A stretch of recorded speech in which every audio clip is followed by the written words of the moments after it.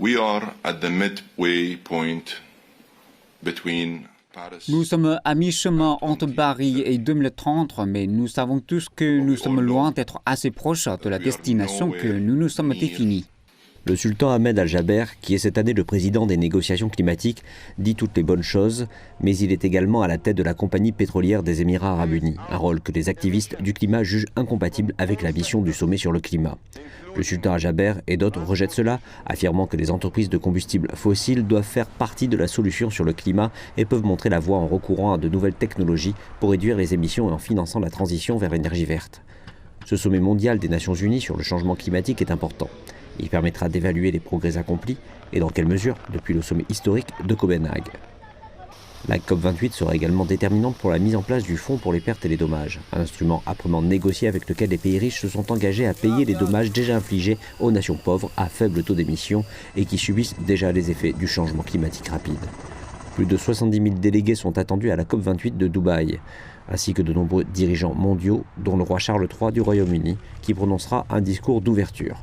Le secrétaire général des Nations Unies, Antonio Guterres, devrait appeler à tripler la capacité des énergies renouvelables, à doubler l'efficacité énergétique, à apporter une énergie propre à tous d'ici à 2030 et à établir un calendrier précis pour respecter la limite de 1,5 degré Celsius de réchauffement de la planète fixée en 2015.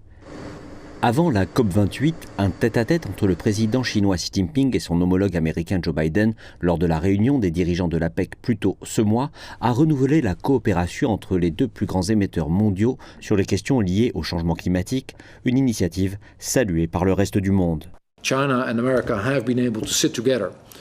La Chine et l'Amérique ont été capables de s'asseoir ensemble et de travailler sur les énergies renouvelables, le méthane et la coopération en général.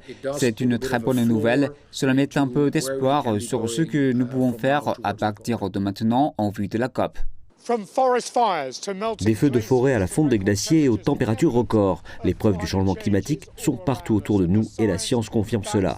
Ce qui est moins sûr, c'est l'engagement de la communauté internationale à faire les choix difficiles nécessaires aujourd'hui pour éviter un désastre irréversible dans un avenir de plus en plus proche.